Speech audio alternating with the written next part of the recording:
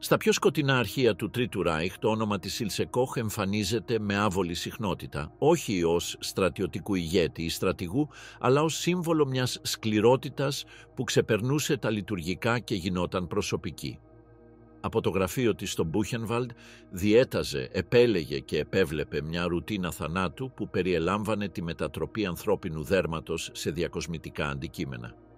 Η άνοδός της ξεκίνησε πριν από την άνοδο της ναζιστικής εξουσίας. Εντάχθηκε οικειοθελώς στο κόμμα, παντρεύτηκε έναν διοικητή των SS και απορροφήθηκε από το σύστημα του στρατοπέδου ως κεντρική προσωπικότητα. Δεν κατήχε κανένα επίσημο αξίωμα, αλλά η εξουσία της ήταν πραγματική. Οι κρατούμενοι τη φοβόντουσαν όσο και οι ένοπλοι φρουροί. Ποιος της επέτρεψε να ενεργεί με τόση ελευθερία? Πώς ήταν δυνατόν να θεσμοθετηθεί ο σαδισμός ως μέρος του πρωτοκόλου? Και τι συνέβη όταν οι δήμοι άρχισαν να κλέβουν ό,τι το Ράιχ θεωρούσε δικό του? Η παιδική ηλικία ενός δήμιου, η καταγωγή της Ήλσε Κοχ στη ναζιστική Γερμανία. Στα πλακόστρωτα δρομάκια της Δρέσδης, τον Σεπτέμβριο του 1906, γεννήθηκε ένα κορίτσι που έμελε να γίνει σύμβολο τερατουργίας μέσα στον ναζιστικό μηχανισμό.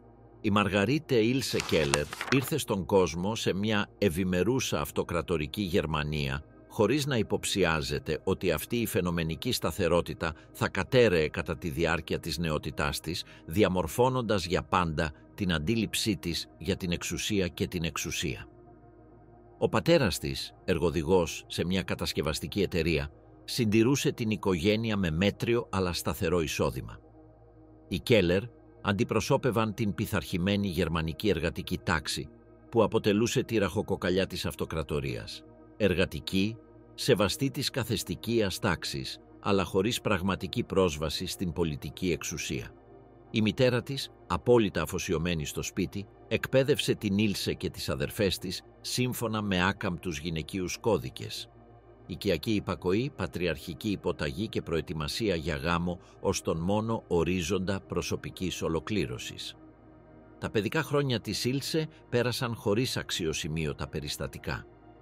Ήταν μαθήτρια εφαρμοσμένων μαθημάτων στο τοπικό δημοτικό σχολείο, όπου έμαθε αριθμητική, γερμανικά, αυτοκρατορική ιστορία και τις οικιακές εργασίες που θεωρούνταν απαραίτητες για τα κορίτσια της κοινωνικής της καταγωγής. Το γερμανικό εκπαιδευτικό σύστημα των αρχών του 20ου αιώνα κατασκεύαζε λειτουργικούς πολίτες εντός σαφώς καθορισμένων ιεραρχιών, ειδικεύοντας τη γυναικεία διαμόρφωση στη δημιουργία αποτελεσματικών συζύγων και παραγωγικών μητέρων. Αλλά, ενώ η Ήλσε αποστήθιζε μαθήματα γεωγραφίας και κεντήματος, η Γερμανία βυθιζόταν στην Άβυσσο. Ο Άρα Παγκόσμιος Πόλεμος ξέσπασε όταν ήταν 8 ετών, μεταμορφώνοντας ριζικά τη χώρα των παιδικών της χρόνων. Η σύγκρουση εξάντλησε τους εθνικούς πόρους, έστειλε εκατομμύρια άνδρες στη σφαγή των χαρακομμάτων και άφησε ολόκληρες οικογένειες να επιβιώνουν με ολοένα και πιο περιορισμένες μερίδες τροφής. Η ήττα του 1918 έφερε διεθνή ταπείνωση, ξένη κατοχή και την κατάρρευση της αυτοκρατορικής τάξης που είχε δώσει νόημα και δομή σε γενιές. Η εφηβεία της συνέπεσε με τα πιο χαοτικά χρόνια της δημοκρατίας της Βαϊμάρης. Ο υπερπληθωρισμός του 1923 κατέστρεψε τις οικογενειακές αποταμιεύσεις όταν η Ήλσε ήταν 17 ετών. Έγινε μάρτυρας του πως ένα αυγό κόστισε εκατομμύρια μάρκα και οι μισθοί έχασαν την αξία τους μεταξύ του πρωινού και του απογεύματος της ίδιας ημέρας. Αυτή η τραυματική εμπειρία διαμόρφωσε μια γερμανική γενιά που έχασε την πίστη της στον κοινοβουλευτισμό, τη δημοκρατία και τους φιλελεύθερους θεσμούς, θεωρώντας τους υπεύθυνους για την εθνική καταστροφή. Μετά την ολοκλήρωση της βασικής της εκπαίδευσης, η Ήλσε εισήχθη σε μια εμπορική σχολή όπου κατέκτησε άριστες γνώσεις λογιστικής, δακτυλογράφησης και στενογραφίας. Ήταν πρακτική εκπαίδευση που είχε ως στόχο να ενταχθούν γρήγορα οι νέοι της εργατικής τάξης σε διοικητικές θέσεις εργασίας χωρίς φιλοδοξίες σημαντικής κινητικότητας. Οι πρώτες της δουλειές επιβεβαίωσαν αυτή την πορεία. Εργοστάσιο τσιγάρων και στη συνέχεια γραμματέας σε μικρές εμπορικές εταιρείες στη Δρέσδη. Αυτές οι δουλειές της παρήχαν κάτι περισσότερο από οικονομική υποστήριξη. Στα γραφεία επιχειρηματιών και αξιωματούχων, η Ήλσε παρατηρούσε πώς ασκούνταν έλεγχος στους υφισταμένους από ενδιάμεσες θέσεις, χωρίς να χρειάζεται να κατέχει ανώτατη διοίκηση. Έμαθε ότι η αποτελεσματική εξουσία δεν απαιτούσε πάντα επίσημους τίτλους, αλλά γνώση των εσωτερικών μηχανισμών εξουσίας και ικανότητα χειραγώγησής τους. Αυτό το μάθημα θα αποδεικνυόταν κρίσιμο όταν, χωρίς επίσημη θέση στον μηχανισμό των SS, θα ασκούσε βάναυση εξουσία ως σύζυγος του διοικητή. Η μερική οικονομική σταθεροποίηση στα μέσα της δεκαετίας του 1920 πρόσφερε φευγαλαία ελπίδα, αλλά η μεγάλη ύφεση που ακολούθησε την κατάρρευση της Wall Street το 1929 βύθισε ξανά τη χώρα σε κρίση. Η ανεργία εκτοξεύτηκε στα ύψη, οι τράπεζες χρεοκόπησαν και εκατομμύρια Γερμανοί κατηγόρησαν το δημοκρατικό σύστημα για την αδυναμία του να επιλύσει διαδοχικές κρίσεις. Το Εθνικοσοσιαλιστικό Κόμμα εκμεταλλεύτηκε αυτή την απελπισία με ένα σαγηνευτικά απλό μήνυμα. Ο κοινοβουλευτισμός είχε αποτύχει, η δημοκρατία ήταν ξένη επιβολή, η Γερμανία χρειαζόταν ισχυρή ηγεσία που θα αποκαθιστούσε την τάξη και την εθνική αξιοπρέπεια. Για νέους ανθρώπους όπως η Ήλσε, που μεγάλωσαν με νοσταλγία για την αυτοκρατορική τάξη και ήταν μάρτυρες της δημοκρατικής αποτυχίας, ο ναζισμός προσέφερε παρήγορες βεβαιότητες τυλιγμένες σε υποσχέσεις εθνικής αναγέννησης. 1932, ένα χρόνο πριν από την άνοδο του Χίτλερ στην εξουσία, η Ήλσε πήρε την καθοριστική απόφαση για την ύπαρξή της, εντάχθηκε οικειοθελώς στο ναζιστικό κόμμα. Ο αριθμός των μελών της, σχεδόν 500.000, επιβεβαίωσε την πρώιμη προσχώρησή της, όταν το κίνημα εξακολουθούσε να αγωνίζεται για την κρατική εξουσία. Αυτή η επιλογή δεν προέκυψε από κοινωνική πίεση ή πολιτική ευκολία, αλλά από σκόπιμη ιδεολογική πεποίθηση. Τα συγκεκριμένα κίνητρα της απόφασής της παραμένουν άγνωστα, αλλά το μοτίβο της πρώιμης γυναικείας ένταξης στον ναζισμό υποδηλώνει αποκαλυπτικούς παράγοντες. Πολλές νεαρές γυναίκες της εργατικής τάξης αντιλήφθηκαν στο κόμμα ευκαιρίες για ένταξη, σκοπό και κοινωνική άνοδο που το παραδοσιακό σύστημα τους αρνήθηκε. Ο ναζισμός όχι μόνο υποσχέθηκε να αποκαταστήσει την ευημερία και την τάξη, αλλά προσέφερε ενεργούς ρόλους για τις γυναίκες σε βοηθητικές οργανώσεις όπως η Ένωση Γερμανίδων Γυναικών και η Nes Frauenschaft. Μέσω των κομματικών δραστηριοτήτων, η Ήλσε δημιούργησε δεσμούς με τοπικούς αγωνιστές στη Δρέσδη. Συμμετείχε σε συναντήσεις, συνεργάστηκε σε προπαγανδιστικές εκστρατείες και σύχναζε σε κύκλους του παραστρατιωτικού μηχανισμού. Η αφοσίωσή της την οδήγησε να συναντήσει αξιωματικούς των SS, την ελίτ οργάνωση που ο Χάινριχ Χίμλερ έχτιζε ως τον ιδεολογικό και κατασταλτικό πυρήνα του μελλοντικού ολοκληρωτικού κράτους. Αυτές οι αρχικές επαφές με την Σούτσεσταφέλ ήταν καθοριστικές για την μετέπειτα εξέλιξή της. Τα SS δεν αποτελούσαν απλώς μια παραστρατιωτική δύναμη, αλλά μια ιδεολογική τάξη που θεωρούσε τον εαυτό της την φιλετική πρωτοπορία του γερμανικού λαού. Τα μέλη της επιλέγονταν σύμφωνα με κριτήρια φιλετικής καθαρότητας, απόλυτης αφοσίωσης και δογματικού φανατισμού. Για μια φιλόδοξη νεαρή γυναίκα όπως η Ήλσε, η δημιουργία σχέσεων μέσα σε αυτόν τον κύκλο σήμαινε πρόσβαση στην καρδιά της αναδυόμενης ναζιστικής εξουσίας. Ο μετασχηματισμός της Γερμανίας μετά τον Ιανουάριο του 1933 επικύρωσε την διορατικότητα της πρώιμης προσχώρησής της. Οι Ναζί κατέστρεψαν γρήγορα τους δημοκρατικούς θεσμούς, καταδίωξαν τους αντιπάλους και εγκαθίδρυσαν ολοκληρωτική δικτατορία. Όσοι είχαν στοιχηματίσει νωρίς στο κίνημα έλαβαν ανταμοιβές, θέσεις εξουσίας, υλικά προνόμια και ευκαιρίες για κοινωνική άνοδο που το προηγούμενο σύστημα τους είχε συστηματικά στερήσει. Μέχρι το 1934 η Ήλσε είχε εδραιώσει τη θέση της στην τοπική κομματική δομή και διατηρούσε στενές σχέσεις με αρκετούς αξιωματικούς των SS που βρίσκονταν στην περιοχή της Δρέσδης. Δεν ήταν πλέον η απλή γραμματέας των προηγούμενων ετών, αλλά μια αφοσιωμένη μαχήτρια με πρόσβαση σε κύκλους πραγματικής εξουσίας.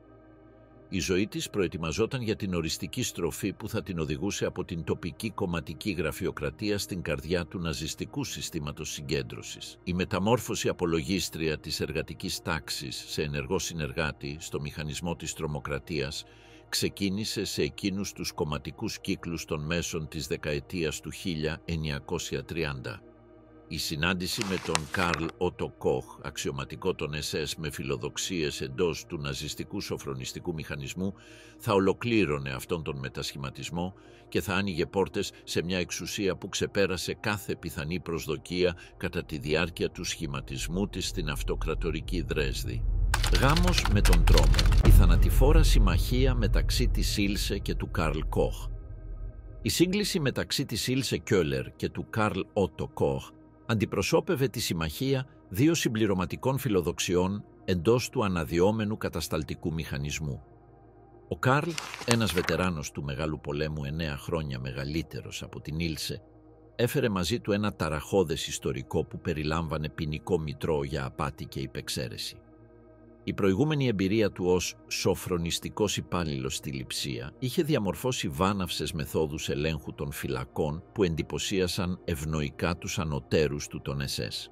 Η καριέρα του Καρλ εντός της Schutzstaffel προχώρησε ραγδαία χάρη στην διοικητική του αποτελεσματικότητα σε συνδυασμό με τη συστηματική σκληρότητα.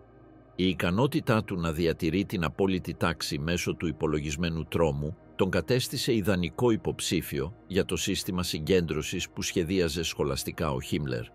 Όταν τα SS χρειάζονταν αξιόπιστους διαχειριστές για να επεκτείνουν το δίκτυο των στρατοπέδων τους, το όνομα του Καρλ Ότο Κοχ ήταν σταθερά στην κορυφή των ληστών επιλογής. Ο πρώτος του γάμος είχε ναυαγήσει ακριβώς λόγω ιδεολογικών συγκρούσεων. Η πρώην σύζυγός του είχε απορρίψει τις ακραίες ναζιστικές πεποιθήσεις του και ζήτησε διαζύγιο όταν άρχισε να ανεβαίνει στην ιεραρχία των SS. Αυτή η προσωπική εμπειρία τον έπεισε για την κρίσιμη σημασία της έβρεσης μιας συντρόφου που θα συμμεριζόταν πλήρως το πολιτικό του όραμα και τις θεσμικές του φιλοδοξίες. Η Ήλσε ενσάρκωσε ακριβώς αυτό που έψαχνε ο Καρλ, ελκυστική νεότητα σε συνδυασμό με γνήσια πολιτική δέσμευση και υπερβολική προσωπική φιλοδοξία. Η πρώιμη κομματική της ένταξης κατέδειξε αυθεντική ιδεολογική πεποίθηση, όχι όψιμο οπορτουνισμό. Η διοικητική της εκπαίδευση την έδωσε τις απαραίτητες ικανότητες για πολύπλοκα γραφειοκρατικά καθήκοντα που απαιτούνταν από τη διαχείριση της συγκέντρωσης. Η προλεταριακή της καταγωγή εξάλειψε τις συγκρούσεις με τις παραδοσιακές ελίτ που θα μπορούσαν να αμφισβητήσουν τις βάναυσες μεθόδους που ήταν απαραίτητες για την καταπιεστική εργασία. Η σχέση εξελίχθηκε γρήγορα προς τον επίσημο γάμο, αλλά έπρεπε πρώτα να ξεπεράσουν τις γραφειοκρατικές απαιτήσεις του ολοκληρωτικού καθεστώτος. Τα SS είχαν ιδρύσει το Κεντρικό Γραφείο Φυλής και Επανεγκατάστασης, Ρούσα, επιφορτισμένο με την επαλήθευση της φυλετικής καθαρότητας στους γάμους μεταξύ μελών της οργάνωσης. Ο Καρλ και η Ήλσε υπέβαλαν γενεαλογικά έγγραφα που χρονολογούνταν αρκετές γενιές πίσω για να αποδείξουν την άψογη άρια καταγωγή. Η διαδικασία περιελάμβανε εξαντλητικές ιατρικές εξετάσεις, λεπτομερείς οικογενειακές έρευνες και ιδεολογικές αξιολογήσεις που αποσκοπούσαν στην εξασφάλιση ότι τα παιδιά του γάμου θα πληρούσαν τα φυλετικά πρότυπα των SS. Η Ήλσε πέρασε όλες τις εξετάσεις χωρίς δυσκολία, επιβεβαιώνοντας την ικανότητά της να γίνει σύζυγος ενός αξιωματικού του επίλεκτου καθεστώτος. Η γαμήλια άδεια χορηγήθηκε επίσημα και η τελετή τελέστηκε το 1936. Αμέσως μετά τον γάμο, ο Καρλ διορίστηκε διοικητής του στρατοπέδου συγκέντρωσης Ζάξενχάουζεν, βόρεια του Βερολίνου. Αυτός ο διορισμός αντιπροσώπευε σημαντική άνοδο στην ιεραρχία των SS και την ευκαιρία να επιδείξει τις ικανότητές του στη διαχείριση εγκαταστάσεων μεγαλύτερου εύρους και στρατηγικής πολυπλοκότητας. Το Ζάξενχάουζεν είχε σχεδιαστεί τον Ιούλιο του 1936 ως πρότυπο στρατόπεδο για ολόκληρο το γερμανικό σύστημα συγκέντρωσης. Ο αρχιτεκτονικός του σχεδιασμός, που αναπτύχθηκε από τον Μπέρνχαρντ Κάιπερ ακολουθώντας τις αρχές της πανοπτικής επιτήρησης, επέτρεπε τον πλήρη οπτικό έλεγχο των κρατουμένων από τον κεντρικό πύργο. Ο τριγωνικός στρατώνας βελτιστοποίησε την αποτελεσματικότητα της εποπτείας, ελαχιστοποιώντας παράλληλα τις πιθανότητες οργανωμένης αντίστασης. Για την Ήλσε, η μετάθεση σήμαινε άμεση εμβάθυνση στους μηχανισμούς του σύμπαντος συγκέντρωσης. Αν και δεν κατήχε επίσημο βαθμό των SS, η ιδιότητά της ως συζύγου του διοικητή της παρήχε σημαντική άτυπη εξουσία. Ξεκίνησε ως διοικητική γραμματέας, χειριζόμενη ευαίσθητη αλληλογραφία, διατηρώντας απόρριτα αρχεία κρατουμένων και συμμετέχοντας σε στρατηγικές συναντήσεις μεταξύ ανώτερων αξιωματικών. Η μαθησιακή της πορεία ήταν επιταχυνόμενη και μεθοδική. Σπούδασε διαδικασίες για την επεξεργασία νέων κρατουμένων, την οργάνωση των ομάδων εργασίας, την εφαρμογή παραδειγματικών τιμωριών και τη διατήρηση της πειθαρχίας μέσω δοσολογημένου ψυχολογικού τρόμου. Ο γραφειοκρατικός μηχανισμός του συστήματος την γοήτευε όσο και η βάναυση λειτουργικότητά του. Κάθε πτυχή της ζωής και του θανάτου στη φυλακή καταγραφόταν, κατηγοριοποιούνταν και διαχειριζόταν σύμφωνα με χιλιοστομετρικά πρωτόκολλα. Στο Σάξενχάουζεν, η Ήλσε ανέπτυξε ικανότητες που θα την μεταμόρφωναν σε κεντρική φιγούρα του κατασταλτικού μηχανισμού.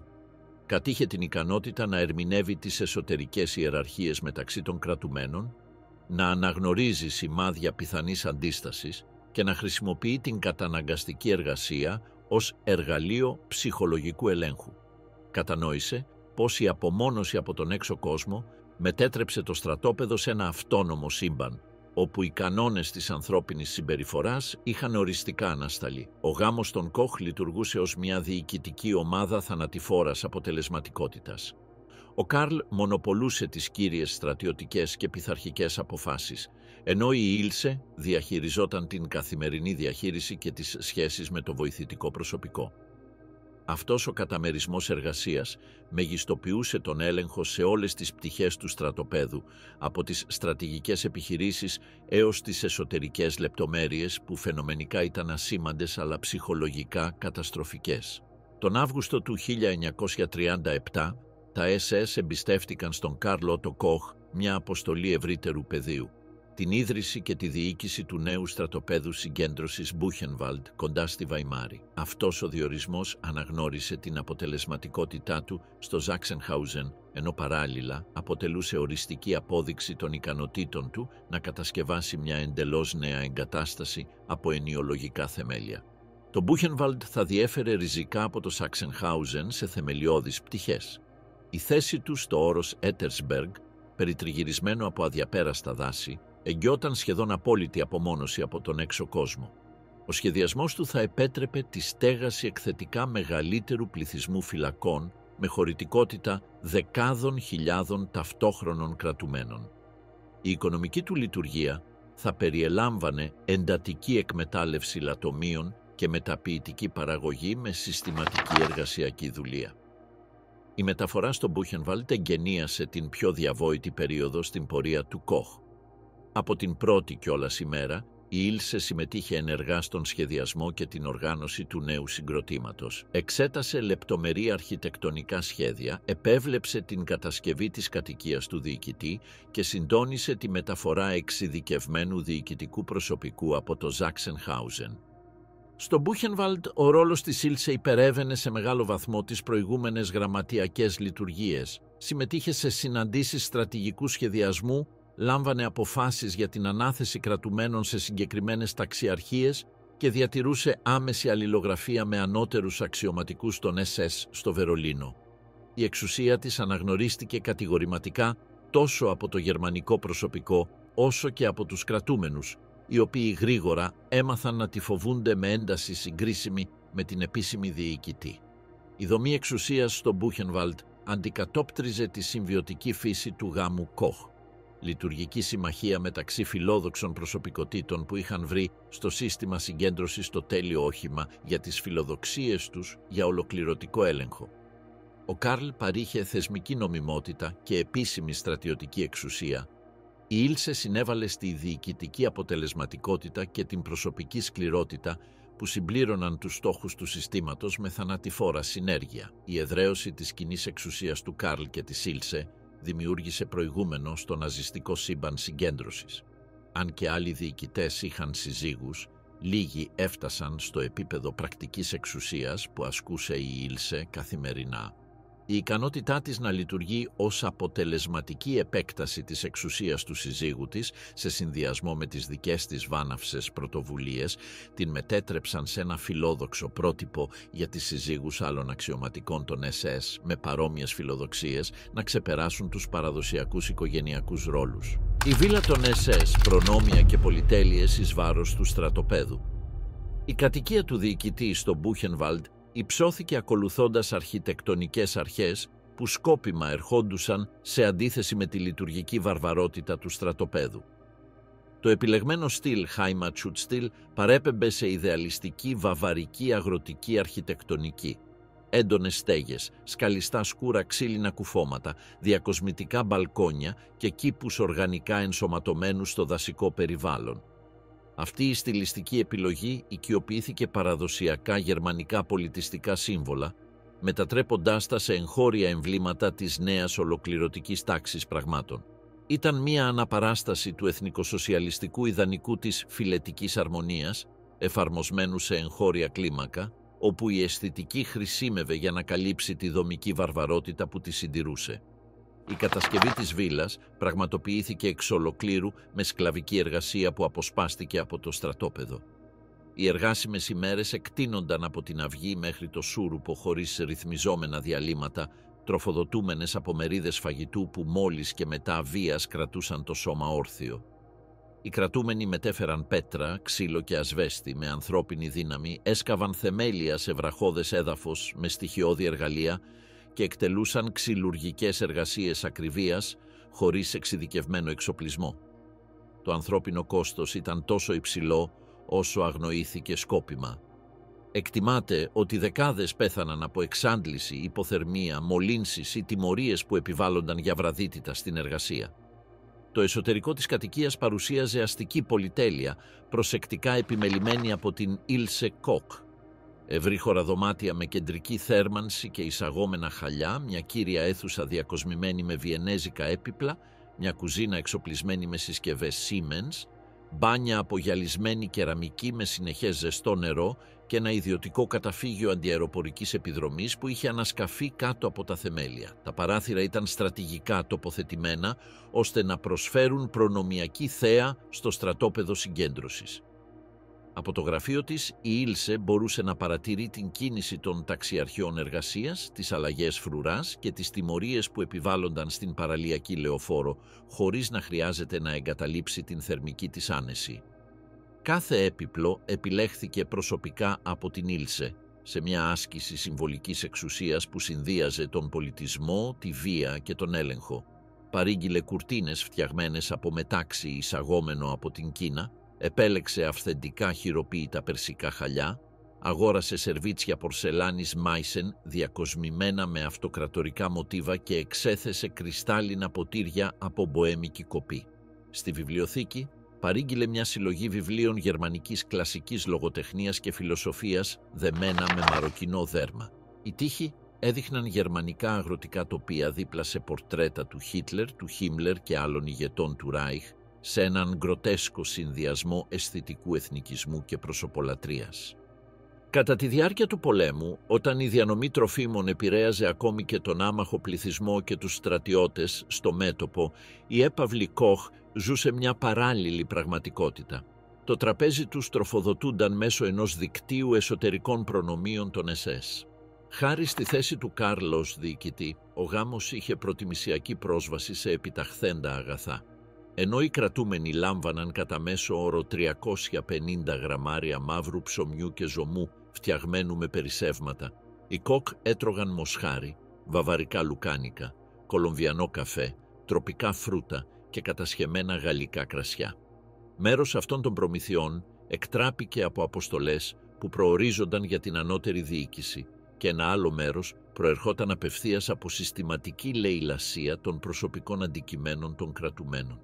Η οικιακή υπηρεσία αποτελούνταν αποκλειστικά από κρατούμενους που επιλέχθηκαν με συγκεκριμένα κριτήρια, σωματική δύναμη, υποτακτική στάση και εκμεταλλεύσιμες δεξιότητες.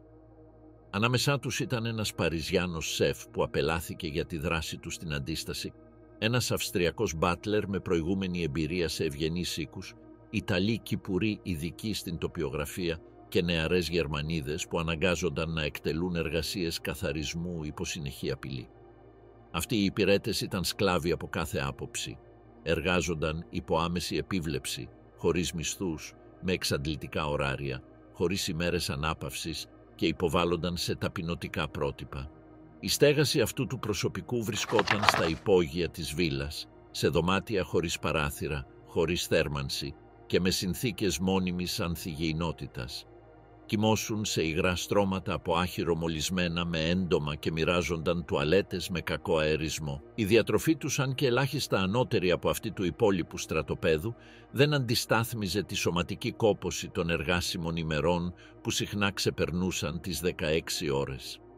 Η βία δεν ήταν πάντα σωματική. Η ιεραρχική δομή περιελάμβανε μια τελετουργική διάσταση προσεκτικά σχεδιασμένη για να ενισχύσει την υποδούλωση. Έπρεπε να αποκαλούν την Ήλσε κυρία με μεγάλες γυναίκες με σεβασμό, χωρίς να την κοιτάζουν στα μάτια ή να τις μιλάνε, εκτός εάν επιτρεπόταν ρητά. Η λογική αυτής της οικιακής δομής αναπαρήγαγε σε μικρή κλίμακα το μοντέλο κυριαρχίας συγκέντρωσης, αυστηρή διαφοροποίηση, απόλυτος έλεγχος, παραδειγματική τιμωρία και συνεχής επιτήρηση. Αλλά σε αυτή την περίπτωση επιπλέον προσθέθηκε μία πιο διεστραμμένη συμβολική διάσταση, η μετατροπή των κρατουμένων σε λειτουργικό μέρος της ιδιωτικής άνεσης των δημίων τους. Μαγειρεύαν για αυτούς, έστρωναν τα κρεβάτια τους, φρόντιζαν τα λουλούδια τους, γυάλιζαν τις μπότες τους, όλα αυτά ενώ το στρατόπεδο καιγόταν λίγα μέτρα μακριά. Ήταν ορατοί σκλάβοι, καθημερινές υπενθυμίσεις της απόλυτης εξουσίας που οι Κοχ πίστευαν ότι ασκούσαν ως θεϊκό δικαίωμα που τους παραχωρούσε η φυλή. Το 1940 η οικογενειακή ζωή της Ήλσε απαιτούσε ένα νέο σύμβολο κοινωνικής θέσης, μια σκεπαστή αρένα υπασίας, εμπνευσμένη από τις αριστοκρατικές εγκαταστάσεις της προσικής αριστοκρατίας. Ζήτησε άδειες μέσω των επαφών του συζύγου της στο Βερολίνο και έλαβε έγκριση χωρίς αντιρρήσεις. Η κατασκευή κόστισε 250.000 μάρκα του Ράιχ, ένα αστρονομικό ποσό σε καιρό πολέμου που ισοδυναμεί με τον μισθό 500 Γερμανών εργατών για έναν ολόκληρο χρόνο. Αυτή η δυσανάλογη πολυτέλεια χρηματοδοτήθηκε εξ ολοκλήρου με λεηλατημένα αγαθά, κοσμήματα, χρυσά νομίσματα, ρολόγια, εβραϊκά τελετουργικά αντικείμενα και, ιδιαίτερα, οδοντιατρικό χρυσό, που εξορίσεται από πτώματα στην ιατρική ζώνη του στρατοπέδου. Η διαδικασία ξεπλήματος περιουσιακών στοιχείων είχε σχεδιαστεί προσεκτικά.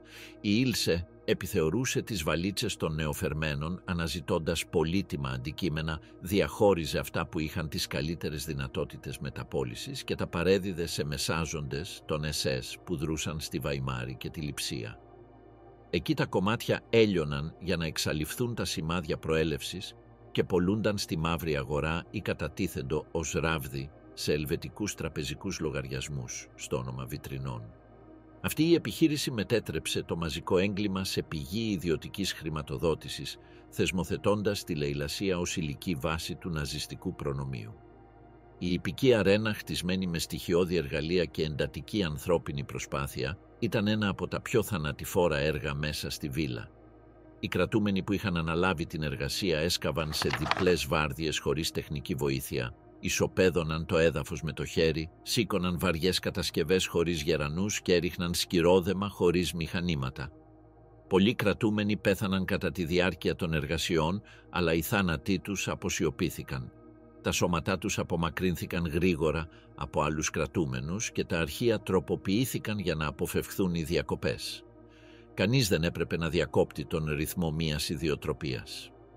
Μόλις τελείωνε, η ιππική ρουτίνα της Ήλσε μετατρεπόταν σε ένα σκληρά θεατρικό θέαμα. Κάθε πρωί έκανε υπασία με εισαγόμενες στολές, ραμμένες κατά παραγγελία, εκτελώντας ασκήσεις ιππικής δεξιοτεχνίας μέσα στον περίβολο, ενώ λίγα μέτρα μακριά ομάδες κρατουμένων έσερναν πέτρες, έχτιζαν υπόστεγα ή έθαβαν πτώματα. Η αντίθεση ήταν σκόπιμη.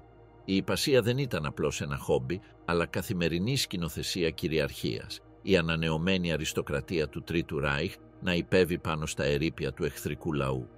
Κάθε καλπασμός ήταν μια ιδεολογική διακήρυξη. Γύρω από τη βίλα, οι κήποι που είχαν σχεδιαστεί σύμφωνα με το γούστο της Ήλσε απαιτούσαν συνεχή προσοχή. Οι αναγκασμένοι ανθοκόμοι διατηρούσαν γεωμετρικά μοτίβα φύτευσης ακόμα και τους χιονισμένους μήνες. Οι θάμνοι έπρεπε να κλαδεύονται με ακριβή συμμετρία, το γρασίδι να κόβεται με ψαλίδι αν χρειαζόταν και τα συντριβάνια να καθαρίζονται 2 φορές την ημέρα, παρόλο που δεν είχαν πραγματική χρήση. Η αιμονή με την τάξη και την αισθητική ανταποκρινόταν σε μια συμβολική λογική, αποδεικνύοντας ότι ακόμη και η φύση μπορούσε να υποταχθεί στη θέληση της ανώτερης φυλής. Η οπτική αντίθεση μεταξύ της άψογης τάξης του κήπου και του θανατηφόρου χάους του στρατοπέδου δεν ήταν τυχαία. Ήταν μια μορφή παιδαγωγικής του τρόμου. Από τα παράθυρά της, η Ήλσε στοχαζόταν ένα τέλεια ελεγχόμενο τοπίο, ενώ λίγα μέτρα μακριά, υποσιτισμένα σώματα κατέρεαν από εξάντληση ή σέρνονταν από άλλους κρατούμενους προς τα κρεματόρια. Η φυσική εγκύτητα μεταξύ της οργανωμένης ομορφιάς και της απόλυτης δυστυχίας αντιπροσώπευε, χωρίς λόγια, την ηθική λογική του καθεστώτος. Η ευημερία ορισμένων χτιζόταν κυριολεκτικά πάνω στην καταστροφή άλλων.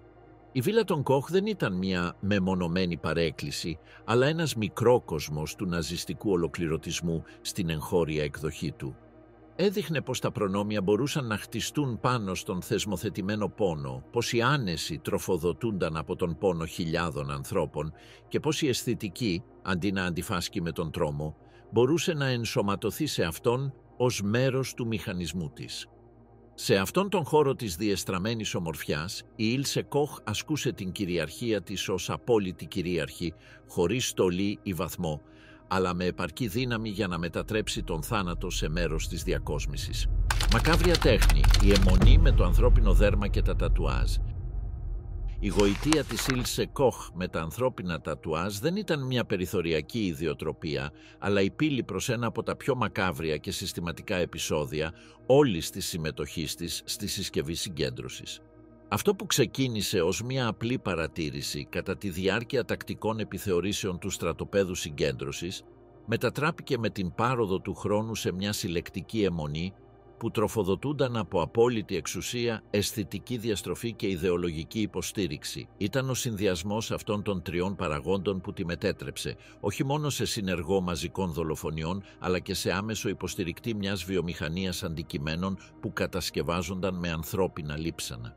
Το ενδιαφέρον της Ήλσε για τα τατουάζ ξύπνησε κατά τη διάρκεια επιθεωρήσεων κατά τις οποίες οι κρατούμενοι αναγκάζονταν να γδυθούν εντελώς. Τα σημάδια του σώματος τράβηξαν την προσοχή της, ειδικά εκείνα που ξεχώριζαν για την καλλιτεχνική τους πολυπλοκότητα, τη χρωματική τους ένταση ή την ασυνήθιστη τοποθεσία. Σε ένα στρατόπεδο όπως το Μπούχενβαλντ, η ποικιλομορφία των κρατουμένων, από κοινούς εγκληματίες μέχρι εχμαλώτους ξένους στρατιώτες που περνούσαν από πολιτικούς αντιστασιακούς και θρησκευτικούς απελάτους, εγγυόταν μια σημαντική ποικιλία τατουάζ. Υπήρχαν βόρειοι ναύτες με άγκυρες και γλάρους, πρώην κατάδικοι με γοτθικές επιγραφές στα χέρια τους, ομοφυλόφιλοι με κωδικοποιημένη προσωπική συμβολολογία και μαχητές του λαϊκού μετώπου με πορτρέτα ιδεολογικών μορφών ή επαναστατικών συμβόλων. Αυτός ο οπτικός πλούτος γρήγορα έγινε ένας ακούσιος κατάλογος για την Ήλσε. Αυτό που στην αρχή ήταν περιέργεια, που απορρέει από σαφή πρωτόκολλα. Άρχισε να διατάζει ορισμένες ομάδες να παραταχθούν εντελώς γυμνές μπροστά της, με υγειονομικά προσχήματα. Στη συνέχεια απέτησε από τους φρουρούς να αναφέρουν κάθε περίπτωση στην οποία παρατηρούσαν σημάδια στο δέρμα με ασυνήθιστο τρόπο. Οι επιλεγμένοι κρατούμενοι εξετάστηκαν σχολαστικά. Η Ήλσε προτιμούσε μεγάλα τατουάζ, καλά διατηρημένα και τοποθετημένα σε περιοχές του σώματος που διευκόλυναν την αφαίρεσή τους, πλάτη, στήθος, μυρούς. Αποκλείονταν μικρά τατουάζ ή αυτά που είχαν φθαρεί από ουλές, μολύνσεις ή ακραίες συνθήκες εργασίας. Η διαδικασία επιλογής δεν περιοριζόταν στην αισθητική αξία, αλλά ανταποκρινόταν και σε ανατομικά κριτήρια εξαγωγής. Για να νομιμοποιήσει αυτές τις ενέργειες, σύναψε επίσημη συνεργασία με τον δόκτορ Έριχ Βάγκνερ, γιατρό των SS, ο οποίος προώθησε μια ψευδοεπιστημονική θεωρία σύμφωνα με την οποία τα τατουάζ ήταν δείκτες φιλετικής εκφύλισης ή εγκληματικής προδιάθεσης. Ο Βάγκνερ είχε δημοσιεύσει άρθρα που υπερασπίζονταν τη συσχέτιση μεταξύ της τέχνης του σώματος και των αποκλίνουσων νοητικών δομών, αναφέροντας παραδείγματα υποτροπιαστών εγκληματιών με τατουάζ.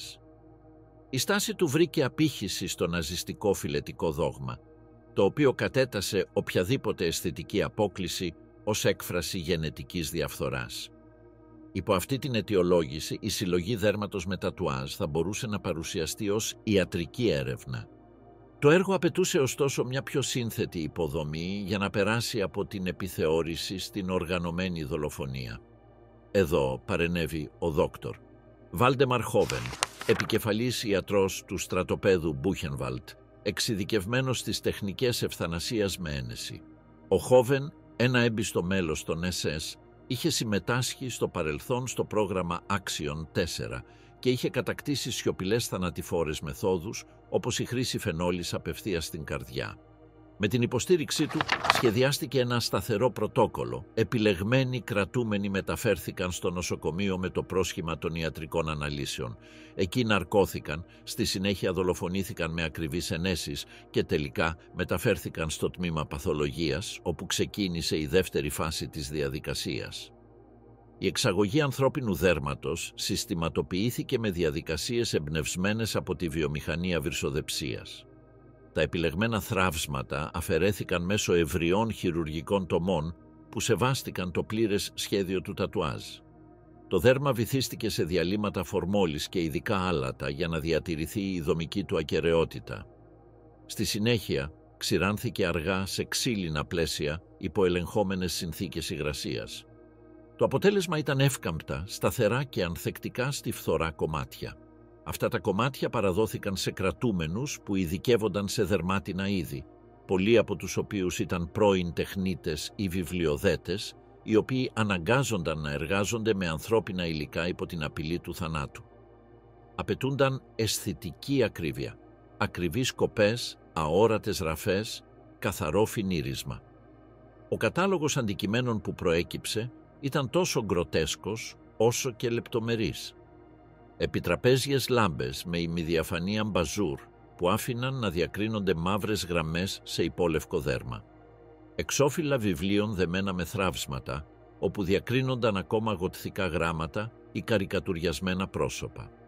Πορτοφόλια και γάντια φτιαγμένα με δέρμα αντιβραχίου. Μικροί διακοσμητικοί πίνακες που πλαισίωναν ολόκληρα τατουάζ σαν να ήταν μινιατούρες μουσείου. Κάθε αντικείμενο θεωρούνταν από την Ήλσε τρόπαιο εξουσίας.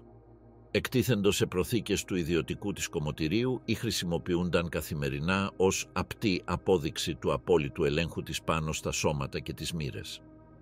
Δεν ήταν παθητικά αναμνηστικά, αλλά φυσικές επιβεβαιώσεις της ικανότητάς της να αποφασίζει ποιος έζησε, ποιος πέθανε και ποιο μέρος των θυμάτων της μπορούσε να επαναχρησιμοποιηθεί ως οικιακό στολίδι.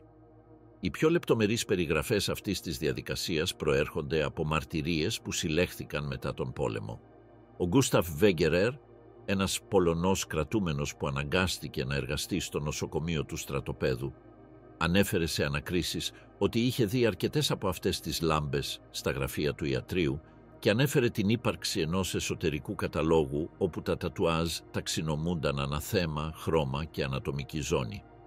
Ο Ιώσεφ Άκερμαν, ο οποίος συμμετείχε άμεσα στην περιποίηση του δέρματος, ανέφερε πως λάμβανε συγκεκριμένες εντολές σχετικά με τον τύπο ραψίματος ή το πάχος του δέρματος που προέκυπτε. Στην κατάθεσή του ανέφερε ότι είχε εργαστεί με τουλάχιστον 20 διαφορετικά θραύσματα μεταξύ 1903 και 1955, όλα προερχόμενα από πρόσφατα πτώματα, και περιέγραψε πως ορισμένοι κρατούμενοι έπρεπε να καθαρίζουν τα αντικείμενα που προέκυπταν με λινά υφάσματα βρεγμένα για να διατηρήσουν τη λάμψη τους. Τον Απρίλιο του 1955 η απελευθέρωση του Μπούχενβαλντ από αμερικανικά στρατεύματα αποκάλυψε αυτά τα εγκλήματα με αδιάσυστα φυσικά στοιχεία. Οι στρατιώτες που εισήλθαν στο στρατόπεδο ανακάλυψαν κλειστά δωμάτια όπου φυλάσσονταν ανθρώπινα αντικείμενα ταξινομημένα ανατυπολογία. Η σκηνή ήταν μακάβρια θεατρικότητας.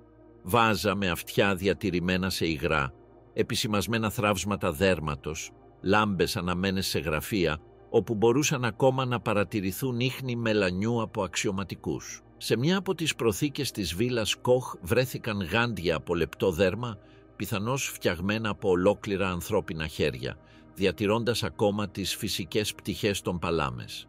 Αμερικανοί και Βρετανοί πολεμικοί ανταποκριτές φωτογράφησαν καθένα από αυτά τα ευρήματα, δημιουργώντας ένα οπτικό αρχείο που αργότερα χρησιμοποιήθηκε ως αποδεικτικό στοιχείο στις δίκες του Νταχάου και σε εκπαιδευτικό υλικό για το ολοκαύτωμα. Οι εικόνες ακόμη και σήμερα προκαλούν αντιδράσεις δυσπιστίας και φρίκης. Σε αντίθεση με άλλες φρικαλαιότητες που μπορούσαν να αμφισβητηθούν ή να αμφισβητηθούν, τα αντικείμενα που βρέθηκαν στο Μπούχενβαλντ ήταν αδύνατο να αμφισβητηθούν. Η ύπαρξή τους επιβεβαίωσε ότι ο σαδισμός δεν ήταν αυθόρμητος ή μεμονωμένος, αλλά θεσμοθετημένος, σχεδιασμένος και δικαιολογημένος μέσα σε ένα ιδεολογικό σύστημα που τον θεωρούσε λειτουργικό. Η εσωτερική τεκμηρίωση του στρατοπέδου επιβεβαίωνε την άμεση συμμετοχή της Ilse Koch. Στα ιατρικά αρχεία εμφανίζονταν ειδικές απαιτήσεις από τη σύζυγο του διοικητή, που σχετίζονταν με επιλογές κρατουμένων με σημάδια στο δέρμα. Αυτά τα έγγραφα διασταυρώνονταν με εντολές εξαγωγής υπογεγραμμένες από τον δόκτορ Χόβεν και αναφορές του προσωπικού του νοσοκομείου. Αν και πολλά αποδεικτικά στοιχεία καταστράφηκαν σκόπιμα τις εβδομάδες πριν από την άφιξη των συμμάχων, αρκετά διασώθηκαν για να δημιουργήσουν ένα σαφές δίκτυο ευθυνών. Οι λίστες εισόδου και εξόδου του νοσοκομείου συνέπιπταν με τις ημερομηνίες εξαφάνισης των κρατουμένων και με την άφιξη νέων κατασκευασμένων αντικειμένων.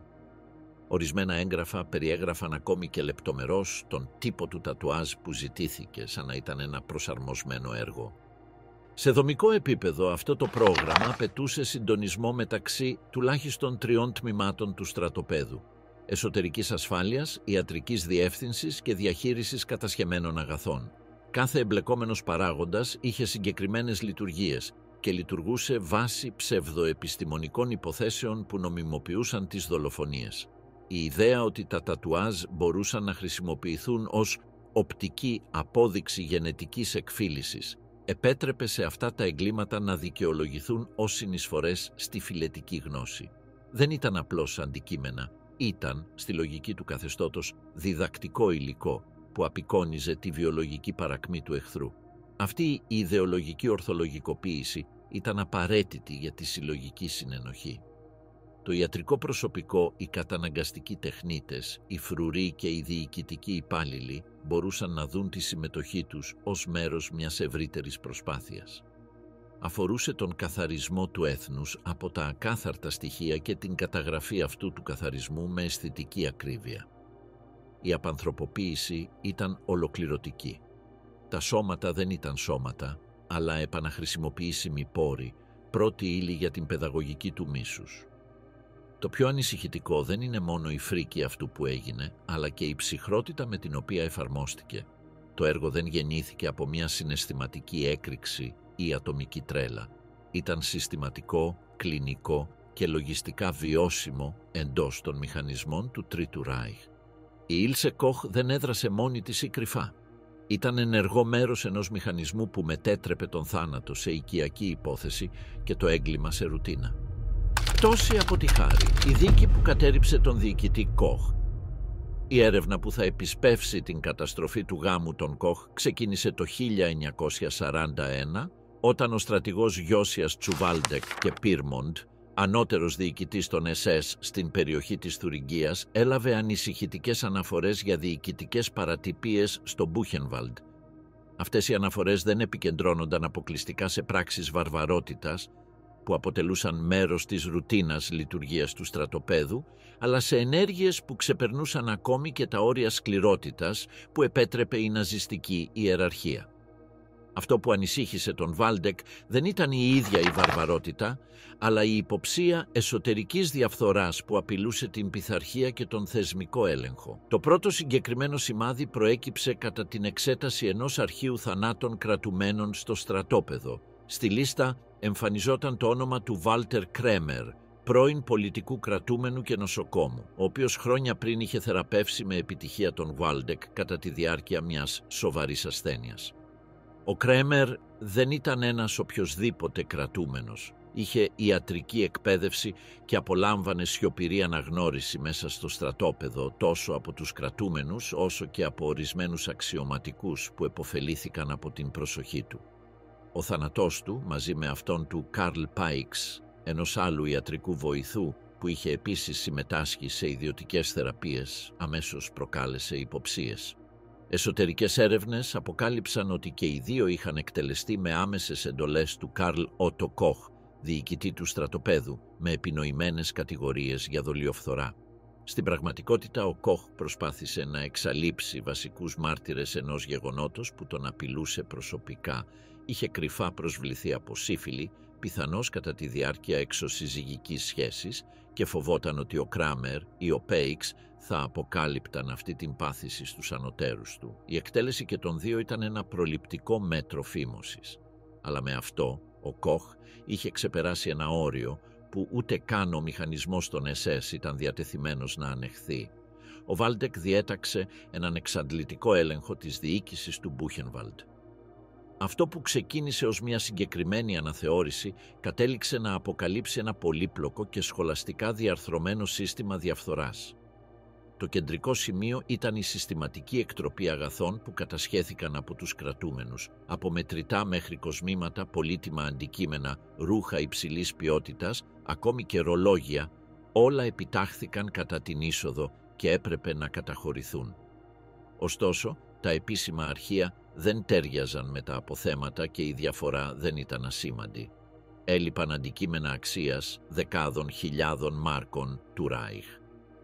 Τα πιο ξεκάθαρα στοιχεία προέκυψαν κατά την παρακολούθηση των τραπεζικών κινήσεων του Καρλ Ότο Κοχ.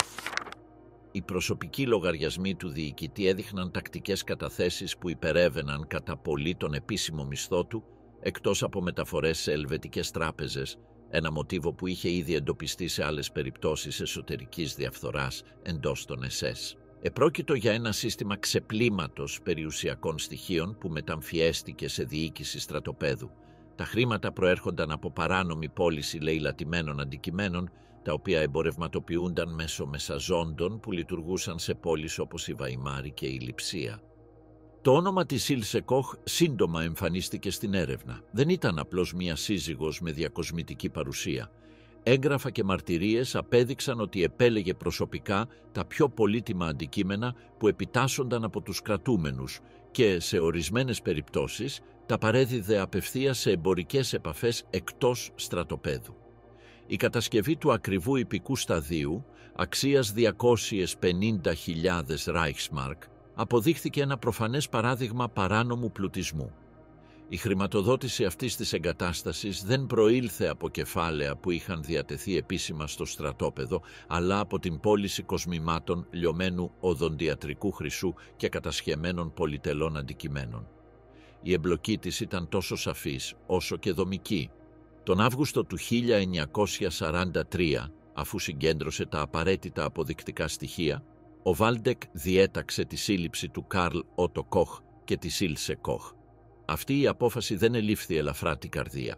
Η κράτηση ενός διοικητή στρατοπέδου ήταν εξαιρετικά ασυνήθιστη εντός των SS, τα οποία διατηρούσαν μια δημόσια εικόνα μονολιθικής ιεραρχικής ενότητας. Αλλά η κατάφορη διαφθορά, οι μη εξουσιοδοτημένες δολοφονίες και το σκάνδαλο που βρισκόταν σε εξέλιξη ανάγκασαν σε δράση. Η εσωτερική δίκη ανατέθηκε στον SS Oberführer Konrad Morgen, έναν δικηγόρο που εργαζόταν απευθείας για το κεντρικό γραφείο δικαστικών υποθέσεων των SS. Ο Μόργεν είχε ανατεθεί από τον ίδιο τον Χίμλερ να διερευνήσει υποθέσεις διαφθοράς μεταξύ των αξιωματικών του συστήματος στρατοπέδων, σε μια προσπάθεια να διατηρηθεί η εικόνα της ιδεολογικής ακεραιότητας του σώματος. Υπό την εντολή του, ξεκίνησαν έρευνες εναντίον περισσότερων από 200 αξιωματικών των SS, αν και λίγες κατέληξαν σε οριστικές ποινές. Η υπόθεση Μπούχενβαλντ ωστόσο έγινε μια από τις πιο σημαντικές. Ο Κόνραντ Μόργεν διεξήγαγε λεπτομερείς ανακρίσεις, εξέτασε οικονομικά αρχεία, επιτάχθηκε έγγραφα και πραγματοποίησε προσωπικές επιθεωρήσεις των εγκαταστάσεων. Διέταξε μάλιστα την εκταφή σωρών παράτυπα εκτελεσμένων κρατουμένων για να επιβεβαιώσει ύποπτες ιατρικές εκδοχές. Η έρευνά του αποκάλυψε ότι ο Κοχ είχε εγκρίνει τουλάχιστον 7 μεμονωμένες δολοφονίες χωρίς στρατιωτική ή πολιτική αιτία, όλες υποκινούμενες από φόβο μήπως προδοθούν. Μεταξύ των νεκρών, εκτός από τους Κράμερ και Πέιξ, υπήρχαν έμπιστοι κρατούμενοι στους οποίους ανατέθηκαν διοικητικά καθήκοντα και οι οποίοι γνώριζαν πάρα πολλά. Οι κατηγορίες εναντίον του Καρλ Ότο Κοχ ήταν συντριπτικές. Υπεξαίρεση περισσότερων από 200.000 μάρκων του Ράιχ, προμελετημένη δολοφονία μαρτύρων, κατάχρηση εξουσίας και παραβιάσεις των εσωτερικών κανόνων των SS. Τα αποδεικτικά στοιχεία περιλάμβαναν όχι μόνο λογιστικά και τραπεζικά αρχεία, αλλά και μαρτυρίες υφισταμένων αξιωματικών που περιέγραφαν λεπτομερώς τη μεθοδολογία με την οποία τα αγαθά του Ράιχ διοχετεύονταν σε ιδιωτικούς λογαριασμούς. Η υπόθεση της Ήλσε παρουσίασε πρόσθετες περιπλοκές. Τεχνικά, ο σύζυγος χωρίς επίσημο βαθμό εντός των SS δεν είχε νομική εξουσία να εκδίδει διαταγές. Αυτή η ασάφεια δυσκόλευε την απαγγελία κατηγοριών με τα ίδια κριτήρια που ίσχυαν για τον σύζυγό της. Ωστόσο, το δικαστήριο βρήκε επαρκείς αποδείξεις ότι είχε λάβει και χρησιμοποιήσει κλεμμένα αγαθά αξίας άνω των 25.000 Reichsmarks. Επιπλέον, ορισμένες μαρτυρίες υποδηλώνουν ότι παρενέβη σε αναθέσεις ταξιαρχιών εργασίας για προσωπική εκδίκηση, αν και αυτές οι κατηγορίες δεν μπορούσαν να επαληθευτούν με την ίδια τεκμηριωμένη ακρίβεια. Η δίκη κορυφώθηκε τον Δεκέμβριο του 1944 με οριστική απόφαση. Ο Καρλ Ότο Κοχ κρίθηκε ένοχος για όλες τις κατηγορίες και καταδικάστηκε σε θάνατο δια του φεκισμού.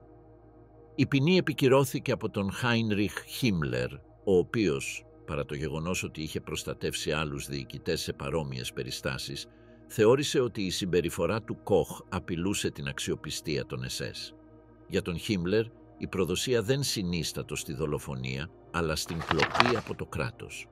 Το σύστημα μπορούσε να ανεχθεί τον ακραίο σαδισμό εάν ευθυγραμμιζόταν με το φιλετικό δόγμα, αλλά δεν συγχωρούσε τον προσωπικό πλουτισμό εκτός του θεσμικού ελέγχου. Η Ήλσε Κοχ, αντίθετα, απαλλάχθηκε από σημαντικές κατηγορίες λόγω έλλειψης πιστικών αποδεικτικών στοιχείων σύμφωνα με τα νομικά πρότυπα των SS. Παρόλα αυτά, της απαγορεύτηκε επίσημα η συμμετοχή σε δραστηριότητες που σχετίζονταν με το σύστημα των στρατοπέδων και καταδικάστηκε σε 16 μήνες προληπτικής φυλάκισης, την οποία είχε ήδη εκτίσει κατά τη στιγμή της έκδοσης της ετυμηγορίας. Αυτή η απόφαση, αν και τεχνικά νόμιμη, επικρίθηκε εσωτερικά από ορισμένους αξιωματικούς που θεώρησαν ότι η επιρροή της στο Μπούχενβαλντ ήταν βαθύτερη και πιο επιζήμια από ό,τι αντικατόπτριζε η ποινή. Στις 5 Απριλίου 1955, ο Καρλ Ότο Κοχ εκτελέστηκε σε ξεχωριστό τμήμα του στρατοπέδου Μπούχενβαλντ, πυροβολημένος από εκτελεστικό απόσπασμα των SS, ακολουθώντας το στρατιωτικό πρωτόκολλο.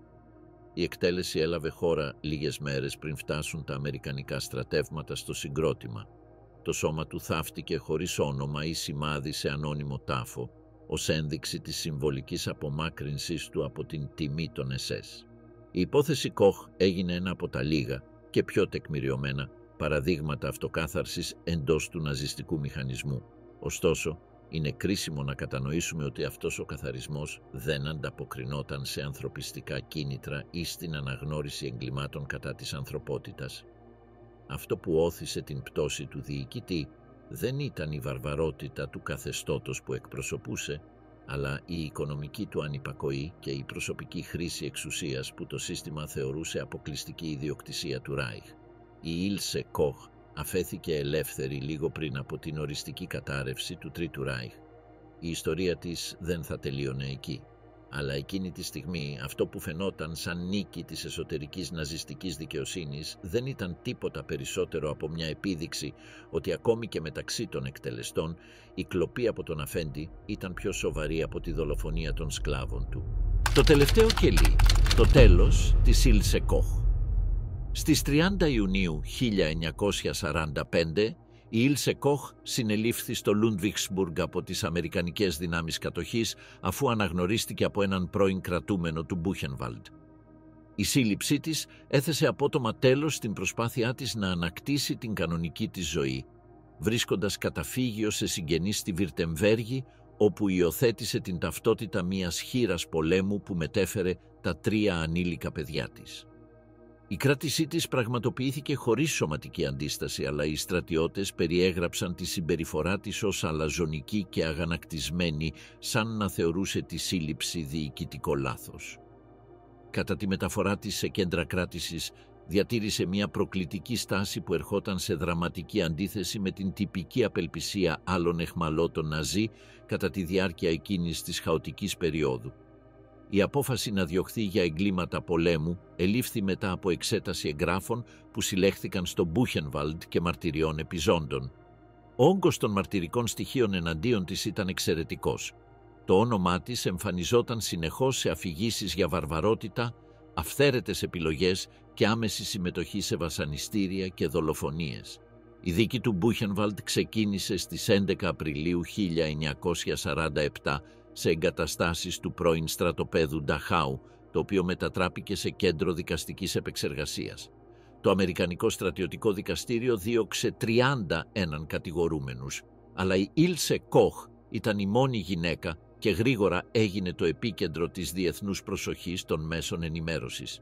Οι επίσημες κατηγορίες περιελάμβαναν παραβίαση των νόμων του πολέμου, προμελετημένη δολοφονία, συστηματικά βασανιστήρια και συμμετοχή σε κοινό σχέδιο διάπραξης εγκλημάτων κατά της ανθρωπότητας. Η διαδικασία διήρκεσε 4 μήνες και περιελάμβανε μαρτυρίες από περισσότερους από 100 μάρτυρες που ανέφεραν συγκεκριμένα επεισόδια επιλογής κρατουμένων με τατουάζ, κακομεταχείρισης κατά τη διάρκεια επιθεωρήσεων, αυθαίρετων τιμωριών και έκθεσης αντικειμένων κατασκευασμένων με ανθρώπινο δέρμα. Η υπεράσπιση υποστήριξε ότι η Ήλσε δεν διέθετε επίσημη εξουσία και ότι οι πράξεις της δεν συνιστούσαν εγκλήματα πολέμου υπό τη δικαιοδοσία του στρατιωτικού δικαστηρίου. Ωστόσο, τα στοιχεία των μαρτυριών απέδειξαν ότι είχε ασκήσει σημαντική πρακτική εξουσία, λαμβάνοντας αποφάσεις που επηρέαζαν άμεσα τη ζωή και τον θάνατο των κρατουμένων μέσω της συμμετοχής σε επιλογές, της χρήσης εργασίας σκλάβων και της οικειοποίησης κατασχεμένων αγαθών. Στις 14 Αυγούστου 1947, το δικαστήριο εξέδωσε την ετυμηγορία του. Η Ήλσε Κοχ κρίθηκε ένοχη και καταδικάστηκε σε ισόβια κάθυρξη. Κατά τη διάρκεια της διαδικασίας προέκυψε μια απροσδόκητη επιπλοκή. Ήταν 7 μηνών έγκυος. Η πατρότητα αποδόθηκε σε σχέση με έναν άλλο Γερμανό κρατούμενο κατά τη διάρκεια της προληπτικής κράτησης. Η εγκυμοσύνη προκάλεσε σημαντική διαμάχη. Οι δικηγόροι υποστήριξαν ότι η επικείμενη μητρότητα αποτελούσε ελαφρυντικό παράγοντα, ενώ ο τύπος έκανε εικασίες για το αν επρόκειτο για μια σκόπιμη στρατηγική για την αποφυγή της θανατικής ποινής. Τον Οκτώβριο του 1947 γέννησε τον Ούβε Κόλερ σε σοφρονιστικά ιδρύματα. Το μωρό χωρίστηκε αμέσως και τέθηκε υπό την επιμέλεια των γερμανικών κοινωνικών υπηρεσιών. Σε μια απροσδόκητη νομική τροπή, ο στρατηγός Λούκιους Ντανός Κλέι, στρατιωτικός κυβερνήτης της Αμερικανικής Ζώνης Κατοχής, μετέτρεψε την ποινή ισόβιας κάθυρξης σε 4 χρόνια φυλάκισης, υποστηρίζοντας ότι πολλά από τα αποδεικτικά στοιχεία ήταν μαρτυρίες και δεν υπήρχαν επαρκείς φυσικές αποδείξεις. Η απόφαση αυτή προκάλεσε μαζική αγανάκτηση τόσο στις Ηνωμένες Πολιτείες όσο και στην Ευρώπη, οδηγώντας τις γερμανικές αρχές να ασκήσουν εκ νέου δίωξη της υπόθεσης υπό τη δική τους δικαιοδοσία. Το 1950, αμέσως μετά την απελευθέρωσή της από την Αμερικανική κράτηση, η Ήλσε Κοχ συνελήφθη από τις αρχές της Ομοσπονδιακής Δημοκρατίας της Γερμανίας. Η δεύτερη δίκη πραγματοποιήθηκε μεταξύ Νοεμβρίου 1950 και Ιανουαρίου 1951, συμπεριλαμβανομένων καταθέσεων από περισσότερους από 250 μάρτυρες. Η Γερμανική Εισαγγελία δημιούργησε μια πιο στέρεη υπόθεση με μερικώς ανακτημένα αποδεικτικά στοιχεία και πιο λεπτομερείς μαρτυρίες. Στις 15 Ιανουαρίου 1951, το Γερμανικό Δικαστήριο εξέδωσε την τελική του ετυμηγορία. ισόβια κάθυρξη για υποκίνηση σε δολοφονία σε 135 τεκμηριωμένες υποθέσεις, συστηματικά βασανιστήρια και εγκλήματα κατά της ανθρωπότητας. Η ποινή αυτή ήταν οριστική και δεν υπόκειτο σε μετατροπή, αποκλείοντας κάθε πιθανότητα μελλοντικής ελευθερίας. Η Ήλσε ήταν έγκλειστη στις γυναικείες φυλακές Άιχαχ, στη Βαβαρία, όπου θα περνούσε τα τελευταία 16 χρόνια της ζωής της. Η συμπεριφορά της σταδιακά επιδεινώθηκε, δείχνοντας αυξανόμενα σημάδια ψυχικής αστάθειας και παράνοιας. Τα αρχεία των σοφρονιστικών ιδρυμάτων καταγράφουν επεισόδια παραλυρητικών ιδεών, στα οποία ισχυριζόταν ότι φαντάσματα νεκρών κρατουμένων την επισκέπτονταν, απαιτώντας την επιστροφή του δέρματός τους. Το στίγμα του επωνύμου Κοχ έγινε ένα αβάσταχτο βάρος για τα παιδιά της. Το 1967 ο μεγαλύτερος γιος της, Άρντγουιν, αυτοκτόνησε, μη μπορώντας να αντέξει την κοινωνική ντροπή και τον οικογενειακό αποκλεισμό. Ο θάνατος του επηρέασε βαθιά την Ήλσε, επιταχύνοντας την ψυχολογική της επιδείνωση, η οποία οδήγησε στην πλήρη ψυχική κατάρρευση. Η συμπεριφορά της Ήλσε στη φυλακή γινόταν προοδευτικά ασταθής. Υπέβαλε συνεχώς αιτήματα για χάρη, τα οποία απορρίπτονταν συστηματικά από τις βαβαρικές αρχές. Οι επιστολές της έγιναν ασυνάρτητες, γεμάτες αναφορές σε φανταστικές συνωμοσίες και υπερφυσικούς διωγμούς. Οι αξιωματούχοι σημείωσαν ότι είχε αναπτύξει ακραία αποστροφή για τα δερμάτινα αντικείμενα και αρνούνταν να αγγίξει οποιοδήποτε υλικό της θύμιζε τα εγκλήματά της. Την 1η Σεπτεμβρίου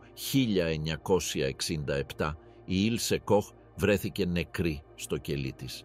Είχε κρεμαστεί κατά τη διάρκεια της νύχτας, χρησιμοποιώντας σεντόνια δεμένα σχολαστικά για να σχηματίσουν ένα αυτοσχέδιο σχοινί. Δεν άφησε κανένα σημείωμα αυτοκτονίας ή τελικό μήνυμα που θα μπορούσε να προσφέρει ενδοσκόπηση σχετικά με τα κίνητρά της ή τις τύψεις της. Το σώμα της θάφτηκε σε ένα κοινόχρηστο οικόπεδο του τοπικού νεκροταφείου, σε έναν ανώνυμο τάφο που αντανακλούσε τη λύθη στην οποία είχε καταδικαστεί από την ιστορία. Ο θάνατός της έκλεισε ένα από τα πιο σκοτεινά κεφάλαια του ναζιστικού συστήματος συγκέντρωσης, αλλά η κληρονομιά της ως σύμβολο της γυναικείας σκληρότητας στο ολοκαύτωμα θα έμενε στην ιστορική μνήμη. Η περίπτωση της Ήλσε Κοχ κατέδειξε ότι η συμμετοχή σε μαζικές φρικαλαιότητες ξεπερνούσε τους περιορισμούς του φύλου, της κοινωνικής τάξης ή της εκπαίδευσης, αναδυόμενη από τη μοιραία διασταύρωση μεταξύ ευκαιρίας, ακραίας ιδεολογίας και ανεξέλεγκτης προσωπικής φιλοδοξίας που βρήκε στο ναζιστικό ολοκληρωτισμό το τέλειο όχημα για την πιο τερατώδη έκφρασή του.